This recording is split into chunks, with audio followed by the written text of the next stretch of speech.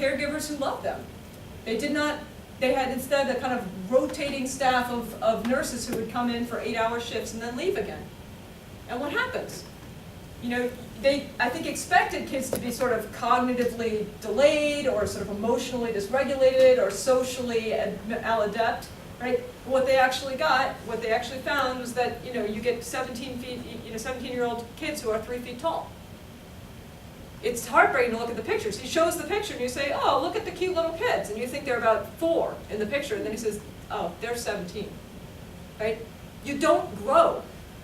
Your biology doesn't happen in the absence of the social world. As the human beings that we've evolved into, we're so incredibly complex and so incredibly socially interdependent that our sociality, our social world, and our biology and our biological survival are completely intertwined with one another. You can study them separately, of course, as different aspects, but they completely influence and co-regulate and co-organize one another. And this is why, if you're really stressed, and this isn't just human beings, this is all, you know, the smarter the animal, this happens to monkeys and stuff too. If you're really stressed or you're the one that nobody else likes and you're the monkey that gets picked on, you get more heart disease, you die younger, you get old faster, you get ulcers, you get, you know, cancer, you get problems with your body because your biological survival is tied to your mind. Why should you get problems with your, you know, digestive system if you're not in a good relationship with your partner or spouse? It doesn't really on the surface make any sense until you understand that our ability to have a relationship that's supportive and in which we're learning, in which we're really sort of being, is at once a biological one in which we, just like you guys when you looked at the first picture, when you adjusted your own physiology, right? You're going, oh, and you're watching and you're kind of smiling, and I can't measure it, but I'm sure your blood pressure's going down a little bit and stuff. Just as you're adjusting for that picture, you're doing that all the time in your life. This is the nature of what it means to be a human being. Has anyone, if the initial reaction is looking for the 2 black dots, what happens to people who are born blind? Yeah, good question. So actually being born blind, does anybody work with blind kids?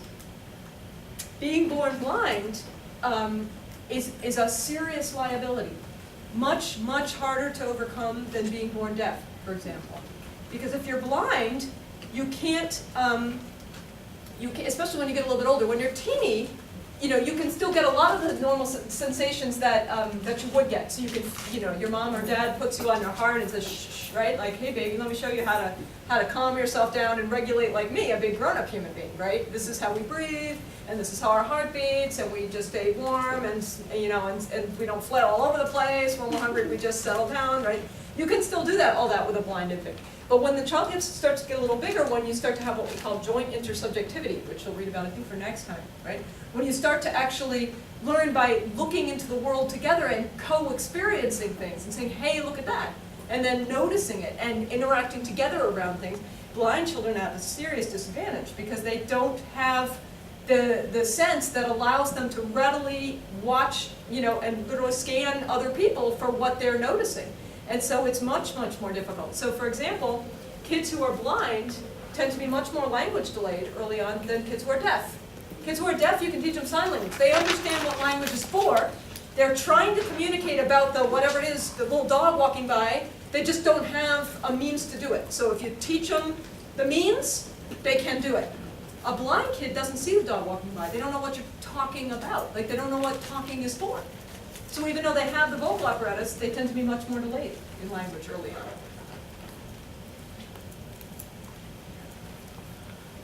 Other questions? Yes? So have there been studies done, I mean, I guess it would be hard to figure it out, but kids who end up being on the autism spectrum, do they not have that early skill of looking for Yeah, the that's eyes? a question that people are actively looking at. So if anybody knows and has been looking at the literature more recently than me, but then chime in. But that's an active question. So it appears that some kids who later go on to have autism have, like in home videos and stuff like that, when you look retrospectively back, they originally had the reflex to look, but then it died out over time. So for some reason, the initial like 2 dots thing was there, but then it never really got incorporated into a social skill. And then there are some kids who appear not to really have it from the start. And so it's unclear. Autism is one of those diseases like cancer. It's probably a whole lot of things, and we're diagnosing it by symptoms and not by causes or etiologies. So it's probably many different kinds of disorders put together just because the kids look sort of the same in the way they behave. Yeah. Because I find that there's a lot of kids who, their parents say that they were totally normally developing until they were 18 months, and they go under the autism category, but really it seems to me that that might be something else, like that child disintegrated. It can be, so you'd have to have a specialist go back and look at home videos and stuff like that. So what people have found is that, especially if it's a first child, the parents may not, and the parents don't have a lot of experience with newborn infants, they may not actually recognize that the baby's not acting the way other infants do. Until 18 months, where it becomes really obvious to almost anybody that kids don't do that, right? But then, so I've noticed that. Like I have a nephew who's on the autism spectrum, and when that baby was 3 months old, I didn't notice anything. I was playing with him, and we were talking, chit-chatting, having a great time, right? He was like this. And then I saw him again when he was 8 months old, and I definitely noticed it. I told my husband, I was like, I'm really worried about this, right? And they were like, nobody said anything, everything was great. And when he was 3 and wasn't talking yet, then people started to wonder, I wonder if there's something wrong. It's like I could see it when he was 8 months old. He didn't, when I took him outside and we were playing, and we were looking at the leaves and the trees coming through the sunlight, and I was talking about it, and he was staring at me, not at the tree. And I was like, hey, look at the leaves, and he's going, right at me, which is not what, like, it was weird. I was like, dude, we're looking over there. You know what I mean? Like, and he couldn't get that. And it just felt like we were kind of disconnected, even though we were together. And later, turns out that he developed this. So I think sometimes, and his parents didn't notice anything.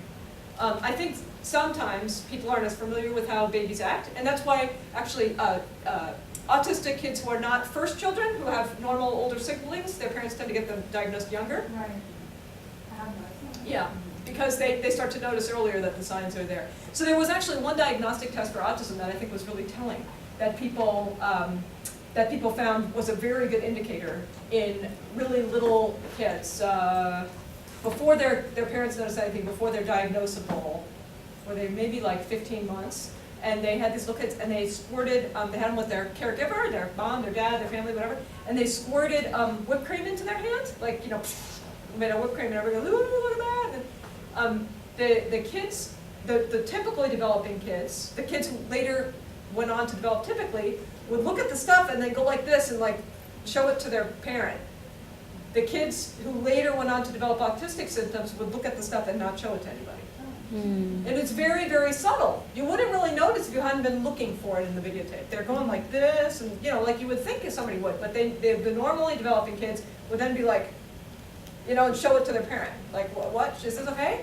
And the autistic kids, the kids who went on to be autistic, didn't do that spontaneously. All right? Thanks. Okay, so this is, a little bit older. I'm sort of taking you up in time. We'll come back to some of these things later. Can you see it okay? Mm-hmm. It's a crayon drawing, so it's not that dark, but I gotta take what I can get. So I'll just give you a little context. So it's a scan of something my daughter did for me. It's about this big. It's on a little paper, maybe like 6x8 paper. So it's quite small, and the writing up in the top is very, very small, and it's in marker, right? You can't erase. All caps, though. How old was she? Yeah, that's a good question. How old is she? 4 or 5? Did she write that? Yes, she wrote that. She's 5. Writing for a 5-year-old. Preschool. Yeah, she's a kid who's good at writing. Great. Yes, that's right. So different kids have different things, and that's what we're actually, when we talk about childhood, we're going to look at how different kids come across differently. Guess who did great in kindergarten, right? And my son, whose writing was very different, but who was just as smart in other ways, and we can actually show that, right? The teachers are all worried he doesn't spell conventionally, whatever. You're like, well, different kids are different. Let's just see where this goes. Okay, so I'm just a nightmare to have, and you don't want to be teaching my kids how to skip. Okay, I'm actually really a good. I don't step on my toes. Okay, so what's going on in this picture? First of all, Nora loves you, right? What is that? It's emotional connection. It's also explicit representation of a feeling or words in a full sentence, right? Can Nina do that? No. Can Dorothea do that? No. But does Dorothea love her grandma? Of course, right? But what's different, the biological attachment is probably very much the same across those levels of development. But what's different is what? What's that? Psychological connection. The psychological connection, yeah. The ability to make sort of cognitive meaning out of it, exactly. The ability to call up and build an experience of that biological change that happens when you're in a relationship with somebody. To make it explicit.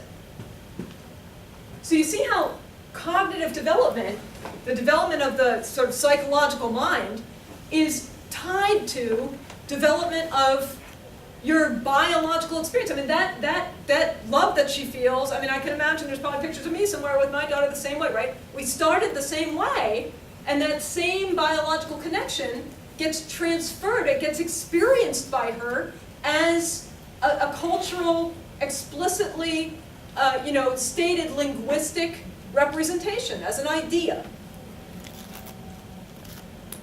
The two representations there, one is the picture and the other is the language, so it's actually two symbolic. Yes. She's realized that there are symbolic ways of expressing what she how she feels, and the picture is, Is like also, an old yeah. and a younger trait. I mean, kids can draw pictures of hearts and stuff like that. They learn the symbolism of pictures, and then the language is that next level of symbolic representations. Absolutely. So she's kind of layering together different ways of representing. So here's Nora. I asked her about this time. So she's going hiking. We like to be outside a lot. And these are the rocks, and they're like the San Gabriel Mountains, those striped brown rocks. And here's another one over here. And she's walking along with her big smile on her face in the bright, hot sun, and she's smiling. And this is her, right? Like, she forgot the arms, right? Does she not know about arms? I mean, if somebody was really interested in development by age 5, kids should be putting arms on their drawings. I mean, get with it, right? And then she can write that, okay? Kids are not developing along the same pathway all the time. Somebody over here said that before. I think it might have been you, Mark Keith. Was it? Wasn't you said it, okay. But I got your name right. Yes, you did. I don't say no. That's all right. Okay. Right. So you've got lots of things going on, and I'm sure, and I know, that she could draw arms and represent arms in a different picture, but here it's just so hard to get the whole idea of two different ways of expressing that Nora loves you, right, that, she kind of forgot a few things. So the referring to herself as Nora, though. Exactly. Yeah. Exactly, right? Yeah, it's kind of the third person. It's sort of like representing something outside of myself, right? My son, the first time he kind of consciously realized that and referred to himself that way, I'll never forget, it was the funniest thing. He thought it was funny. It was just funny to watch him. He was about 2.5, which is right about the age when they do that, and he was going to bed one night, and he was toddling around the house saying goodnight to everybody. And he goes home and he says, "Good night, Mommy, good night, JJ," his sister, "Good night, Daddy, good night, Grandma," whoever, go around. And then all of a sudden he stops dead in the middle of the kitchen and he goes, "Good night, myself." And he just burst out laughing. He thought that was the funniest thing he'd ever heard, and he kept repeating, "Good night, myself." And he climbed into bed, and for the next 20 minutes through the door we could hear, "Good night, myself." And he just thought it was so hilarious. And then over the course of the next week, he started talking to himself like he'd be like, "What do I want for lunch? Myself." And how was my day? Myself. And then, after a few days it got old, and then that was that. But what is that? I mean, you're going around me saying to you some kind of wish for you, like, "Good night, okay, good night, thank you, good night, good night." Hey, I'm saying it to herself. Why couldn't I say it to my own self? Because I have a self, right? But that would be ridiculous for me to say it to my own self, because I am myself. Right? Okay? Some of my Vygotsky stages. After social talks was Yeah. the second one, I can't remember the name. Oh. You're talking to yourself. Oh, sort of self-talk. Self-talk. Right. Yes, right, Vygotsky. Yeah, a lot of these ideas, I was heavily influenced by Vygotsky as a graduate student. I think that some of his ideas were really brilliantly right on. They're amazing. Yeah, he didn't have the data, poor guy. I mean, he died when he was 32, right? He didn't have the data, but he really watched people and understood a lot. Okay, so this is kind of representational. We'll come back to this when we study childhood. Did you and your sister plan the MA names? person? My sister's name's also Nora. Yeah, so this one's named after, yeah, Nina, I have no idea. If she, I think her husband liked the name, but my little girl's named after my sister. Yeah, I thought so.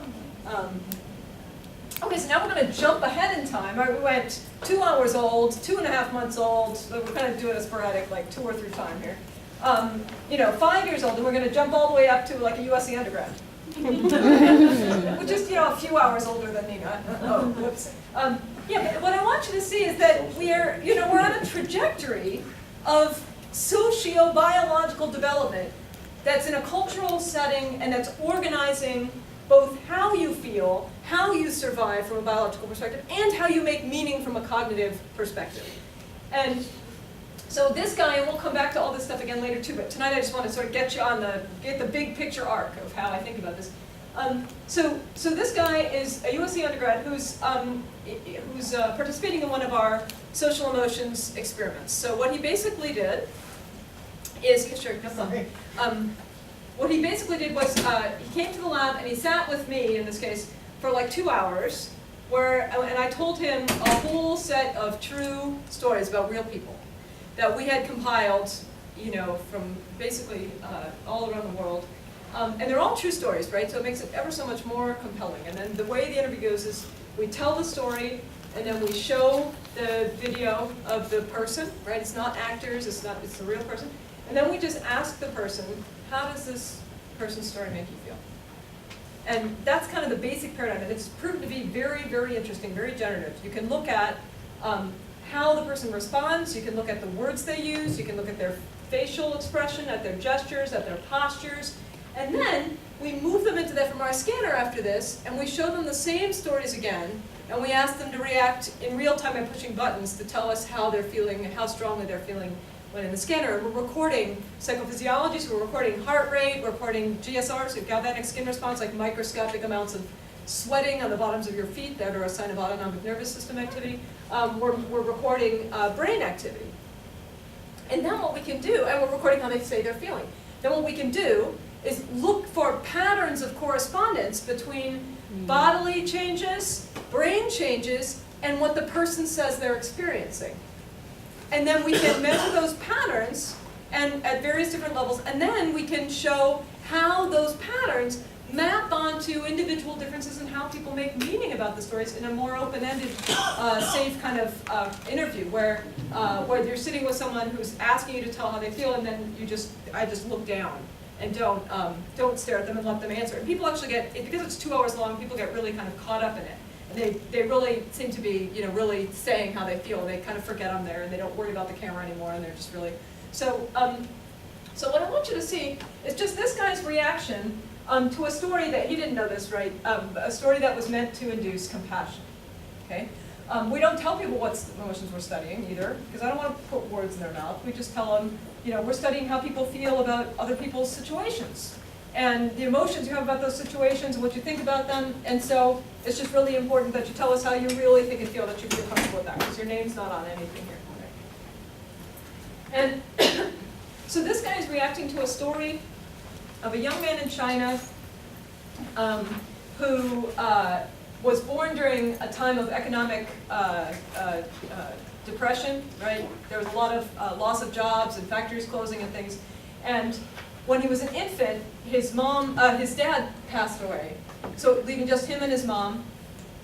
So his mom raised her by herself, and she shortly afterward lost her own job as I don't know what she was doing, but she lost her job, and they found themselves with no support of, no source of income. And so she ended up taking on 2 jobs as a laborer to be able to just support them and feed themselves and her son. And the little boy grew up in this situation, and he always told his mom that someday he wanted to be an architect, and he wanted to build her a house and take care of her and have her live all comfortably after everything she'd been through. So he grew up and he went to university, and during his first semester at university, his mom passed away. She was still working 2 jobs as a laborer, actually, all those years later, just to keep him going. And so just by chance, in one of his classes, he kept on going to school, in one of his classes, he met a guy who was studying to be a documentary filmmaker. And they sort of became friends, and it turns out that this guy who was studying documentary filmmaking was making a little course project film from film clip archives of the university that had been collected as interviews on the street during this time of economic depression. So some of the journalism students and stuff had gone out and interviewed people on the street about their life situations and things like that. And they had this archive. And so he was trying to make a documentary about that.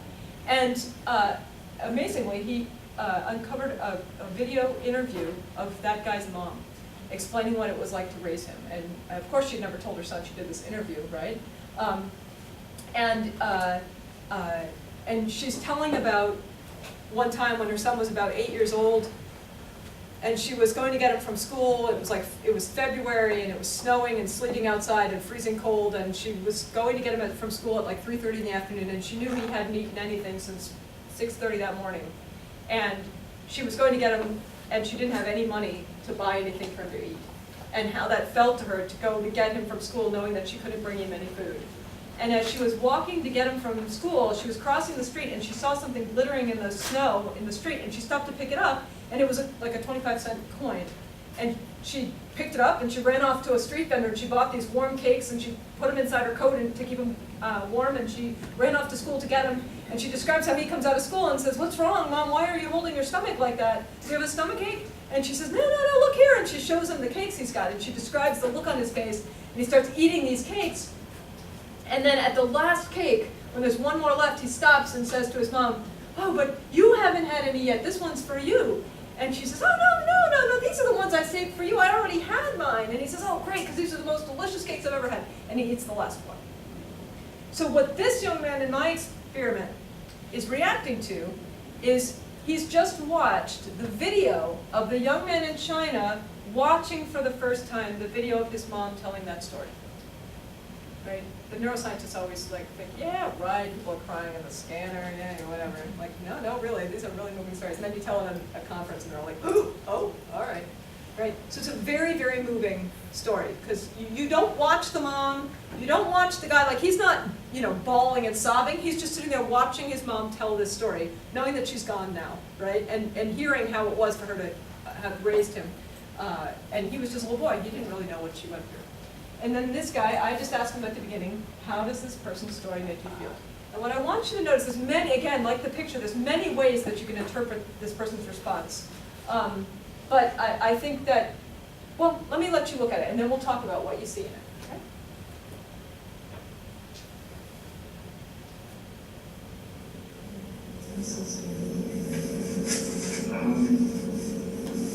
This is the one that's hit me the most, I suppose.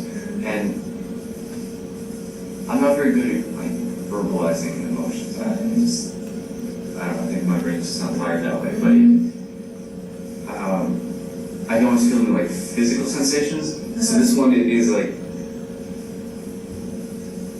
there's a balloon or something just under my sternum, like inflating and moving like up and out, which I don't know, it is like my sign of something really touching. And so like the selflessness of the mother. And so like the selflessness of the mother, and then also of the little boy,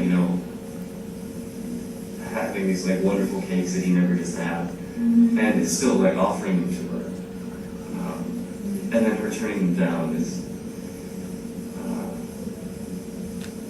and it makes me think about like my parents, because they provide me with so much, and I don't thank them enough. I know I don't.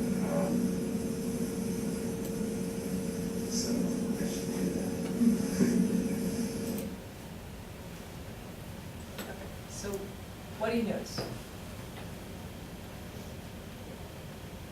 Isn't this the one that was in your paper? Yeah, good memory, that's right. I actually used this transcript in my paper. I mean, so since I recognize that, I was looking for that pause, because in the paper you talk about, Yeah. right, how that was when he went into like a self-reflective mode, Yep. and basically made a connection between his own personal life Mm-hmm. and what he was watching. Exactly. So there was like this sort of like internal connection that he made, so that, it wasn't just something he was watching, and experience it because of that, but it also made him react himself in a very emotional way. Mhm. And to sort of reevaluate his Right. own behavior in the social world, like say, oh, I should thank my own parents more, whatever it is, I should be more grateful. Yeah, oh, that's right, I forgot that you guys read that paper and saw this. So there's the pause, and all those dots are kind of shorter pauses, but then he does, and then he rows up, and then he goes back to himself, right? Uh-huh. I thought it was really interesting how you described the physical sensations that were happening to him at the time, and that's how he usually translates something really emotional. That, by the way, is very cultural. We did not get any descriptions like that in China, which is sort of funny, right? They're still showing the neural activity that corresponds to body sensation, but they're not talking about it in the same way. And not all Americans do this either, right? About 2/3 of them did. Yeah, I just have a follow-up to that because when I work with people about their feelings and they are not good at it, they think feeling is, I mean, it gets all mixed up because we use the word feeling for body sensation and emotional responses. And so sometimes when people say, I don't know how I feel, well, tell me, what are your toes doing? What are your stomach doing? You know, and so they learned, they've gotten disconnected and they learn, oh, like you did, oh, the butterflies are the thing that comes up, usually that means that I'm blah, blah, blah. Yeah, I'm emotional about something. I don't know what it means yet, but yes, that's right. It's some sign that something's touching. You know, it's really interesting that you said that. Okay, Faye will laugh at this too. So Faye and I are just in the process of like going through reviews on one of the cross-cultural papers that describes what happened in China versus in the US versus in Asian American USC students, right? First generation, or second generation, I guess they're called. And looking at how the neural activity corresponds to their report of how they're feeling and how it corresponds to embodied sensations, right? And we find these cultural differences not in the body activity. Well, we do find some in the body activity, but we find no cultural differences in the brain activity magnitude, but we find differences in how the brain activity is being experienced by them, how it systematically correlates with their report of how they say they're feeling. And I think that's extremely interesting, right? Because the social world is teaching you how to experience your emotion, right? So we just had a reviewer who wrote, Gonzalo Nasser, who wrote, I must say I find it really irritating to read about emotional feelings. Isn't that a pleonasm? Or something like that. So first of all, I first wrote this and then I deleted it. I won't actually send this to the reviewer, but saying it's kind of ironic that you're reacting with an emotional feeling to something that you think isn't real, right? You're telling me this is a scientific paper, we can't have emotional feelings. I'm just irritated by it. You're like, well, that is an emotional feeling, right? But also, it's very interesting to think that it's a pleonasm, right? An emotional feeling is not the only kind of feeling you have. You can feel hungry, you can feel cold, you know, you can feel hot. That's not an emotion, that's a basic body state. It may be associated with an emotion. We feel warmth when we're in, loved and things like that, and they start to go together, but that's not an emotional feeling, right? So scientists actually should talk to you.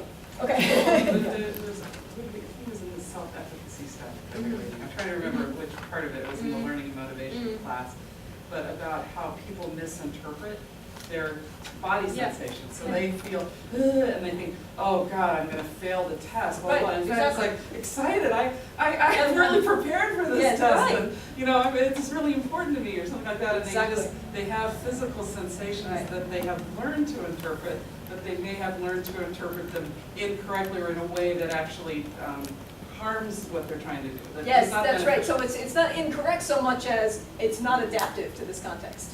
Exactly.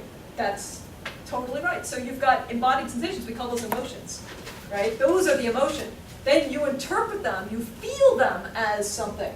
And that's the meaning you make out of it. That's when you say, I'm really nervous, I'm going to fail, this really stinks. Or, I'm really excited, I think I can do it, right? It's the same biological, physiological science. It's how you mentally feel that emotion, how you mentally interpret that.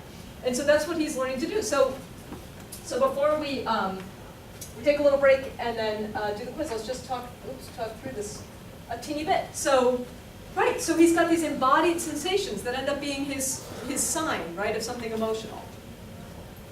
It starts here, right? It's just like with little Lena or with Dorothea, right? You start with an embodied reaction. It's just like when you were reacting to Lena and you sort of sighed and smiled and got kind of rosy-cheeked watching it, right?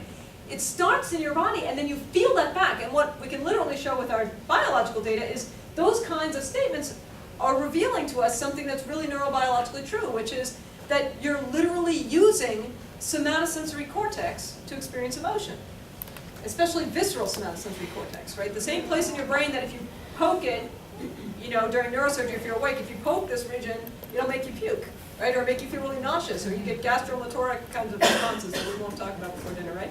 But that same cortex is what allows you to have complex experiences of inspiration, or